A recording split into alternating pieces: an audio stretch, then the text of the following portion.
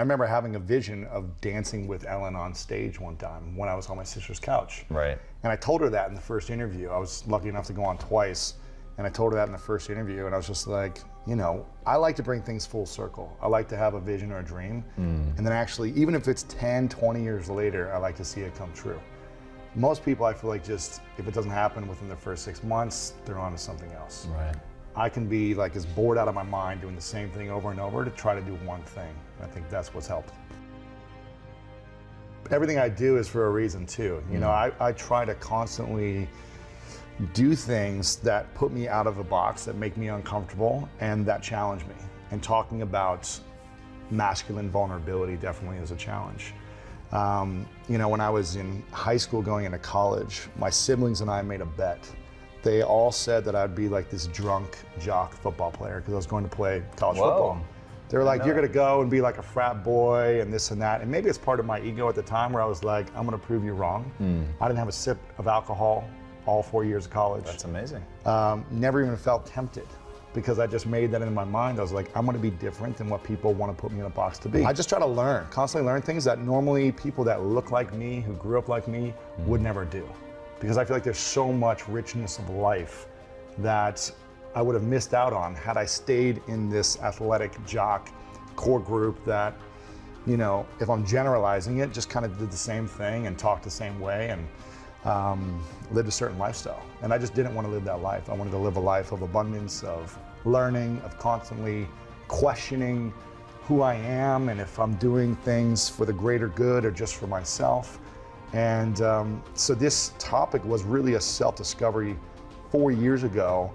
I got in a really big fight. I started getting angrier and angrier in my life. As I was achieving more and more financially, accomplishments, awards, all the things, the nice things that you mentioned in the beginning, as those were happening, I would find myself more and more triggered emotionally from simple attacks that people had on me, whether it be like online, on social media, or in person. In my relationship, I was very triggered where I would just get more and more bent out of shape and hurt in certain situations and frustrated and resentful. And one day I was playing a lot of pickup basketball at this time. And so over a 6-month period, I was playing a lot of pickup basketball. And I was literally, every time I would go, I would get in some type of altercation. Usually it was extreme verbal altercations, screaming. If anyone ever stepped to me on the pickup courts in the rough West Hollywood neighborhoods, the mean streets of West Hollywood, you know, if anyone stepped to me, it was like an instant alpha reaction of like territory, like I own this is my court, don't ever try to talk to me in a bad way, don't try to foul me in the wrong way. And let alone I was doing the same thing to them. So it was like, but for whatever reason, all these things started coming up more and more, and I was getting more and more aggressive at the basketball courts, in relationships, and then I would take it out on the courts, on like 18-year-old kids. You know, these kids weren't even that big, right? And one day, there was a guy who was actually bigger than me, and older than me, and we were going at it like, you know, two silverback gorillas, like trying to just like get their land, you know what I mean? And it got down to a really heated moment where he headbutted me, and it was just like, years of built up tension came out in that moment where I, you know, like superhuman strength came up upon me. It was just like rage and anger. I had zero control over my emotions. I allowed my ego, my masks to own me as opposed to having emotional intelligence and owning the moment. So I think it's starting with having those open conversations. If you can't do that, email and ask people to write down 5 things that you do well, 5 things that you can use to work on, just to get feedback from people. Some things are gonna land, some things aren't, but I think it's important to get that feedback. What awaits on the other side for the people that do the work? Freedom. From emotions? Freedom from anything that's been holding you back emotionally. Freedom from judgment of yourself, forgiveness, inner peace. The most powerful feelings in the world come on the other side. Now, I'm not saying that you may not slip back into frustration and anger and resentment and all these other things like I still have and work on every month and catch myself. but it's a daily practice to be able to learn how to take it off when my ego's in the way. Even this morning, I got frustrated with someone, was getting defensive over texting back, trying to defend myself, and I'm just like, what am I doing? You know, I'm living in this conversation about dropping the mask, and yet I'm still wearing a mask right now because I'm trying to step to this person who's attacking me or whatever I felt like was happening. And when I said, okay, I hear you, thank you for your feedback, I can move on, as opposed to having to defend myself. You know, people are gonna constantly judge us, whether we go after big dreams or do nothing. We're gonna be judged. Either way, if we sit on a couch all day, our parents and our friends are gonna be, you're lazy, do something with your life. If we go chase after the most audacious dreams we have, a lot of people are gonna attack us and try to bring us down. So we might as well go do something with our lives and say thank you for the feedback and move on. Some things will land, other things will just bounce right off. And it's our duty and responsibility to be able to move forward and be discerning of the information we receive, have a close group of people that we really trust who can cipher some of the information and give the feedback that is worthy, and then try to learn, apologize, move on. That's all we can do. You talked about you have a daily practice. Yeah. What does that look like? And maybe give it just like in the context of one or two different masks that either are most frequent for the average person or more frequent for you if that's easier. Yeah, you know, the structure for me, I was like, I need something that's practical and that's simple that I could read myself and take action on. Otherwise, just writing about theory doesn't do anything for me. Right. So at the end of every chapter, we break it down. First, I acknowledge someone who's lived with that mask, like a prominent person. Then I tear myself down of how I've lived with that mask, give examples.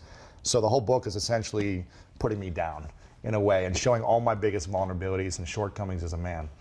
And then at the end, we break down just practical steps of how you can move forward. So one of these steps could be getting feedback from people closest to you, emailing 5 of your closest friends and asking what are your strengths, what are your weaknesses from their point of view.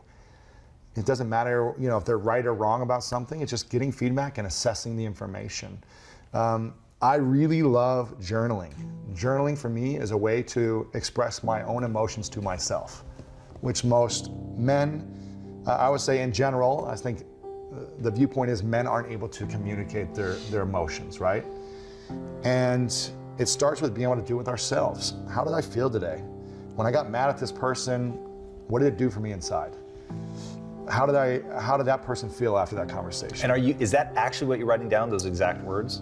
Different things, different prompts based on different masks. I give different prompts, yeah. But I mean, for me, it's just more of like evaluating my day, like total stream of consciousness. Yeah. Not worried about grammar, punctuation, just whatever. Just, I mean, I can't spell in the first place because I'm dyslexic, so I'm just like scribbling and I can't even read what I say afterwards. And do you prefer that it's handwritten? Like, do you think there's something more cathartic about that? I think writing is powerful. Any way to get it out. You know, use technology to your advantage. If you want to voice it on a voice memo on your phone, do that. Any way to communicate your feelings. No one needs to see this. Start with yourself. I like having these honest, open conversations more and more. Like, I was so scared to be vulnerable prior to 4 years, and now I love like making people uncomfortable. You know what I mean? It's like, I love just being like, just asking questions that they would never get asked from a guy who looks like me, you know what I mean? And just going there, because why the heck not? Why be surface level all the time? Yeah. I think there's a time and a place for everything, but really trying to make myself feel as uncomfortable as possible so I'm never uncomfortable. And the more I do the uncomfortable, it becomes comfortable.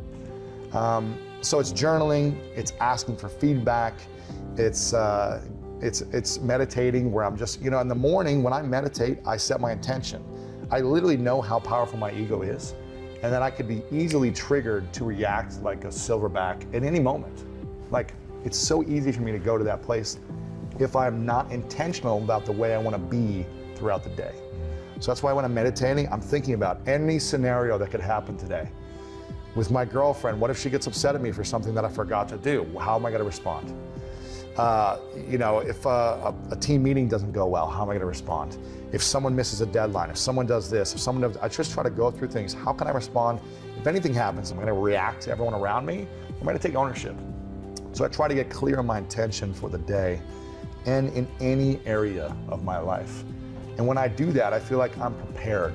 And I think most people, humans in general, aren't as prepared for these challenges. And then therefore they go back into just wearing a mask. When any situation occurs where they feel attacked, let's put on the mask, because that's what feels natural. That's a really interesting point. I want to dive into that. Why? Because I so intuitively agree with you. Why at that point is the mask so comforting? It's just what we're used to, and it protects us, like you said. Is there structure to the mask? Is there like, well, the mask tells me I should behave like this, so at least I know what to do? I think so. It's a way to protect ourselves, to not reveal who we truly are. And when we reveal who we truly are, we are susceptible for being vulnerable and being wrong.